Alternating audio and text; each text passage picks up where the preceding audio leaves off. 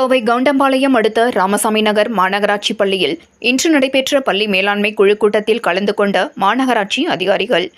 கோவை கவுண்டம்பாளையம் அடுத்த ராமசாமி நகர் மாநகராட்சி ஆரம்ப பள்ளியில் இன்று 2024ஆம் ஆண்டு முதல் 2026ஆம் ஆண்டிற்கான பள்ளி மேலாண்மை குழு மறுகட்டமைப்பு கூட்டம் பள்ளி வளாகத்தில் இன்று நடைபெற்றது.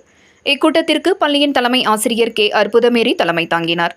இந்த கூட்டத்தில் பள்ளியின் அனைத்து துறை ஆசிரியர்கள், கோவை மாநகராட்சி 18வது வார்டு மாமன்ற உறுப்பினர் ராதாகிருஷ்ணன், 15வது வார்டு மாமன்ற உறுப்பினர் சாந்தாமணி, கோவை மாநகராட்சி ஆரம்பப்பள்ளி மேற்பார்வையாளர் சிவசாமி, SSA மேற்பார்வையாளர் ராஜ்குமார் அவர்கள், PRTE சங்கீதா, முன்னாள் மாணவர் சங்க ஒருங்கிணைப்பாளர் சுக்ருல்லா பாபு மற்றும் மாணவ மாணவியர்களின் பெற்றோர்கள், முன்னாள் SMC உறுப்பினர்கள், IDK தன்னார்வலர்கள், புதிதாக தேர்ந்தெடுக்கப்பட உள்ள SMC உறுப்பினர்கள், தன்னார்வலர்கள் என பலரும் கலந்து கொண்டனர் என்பது குறிப்பிடத்தக்கது.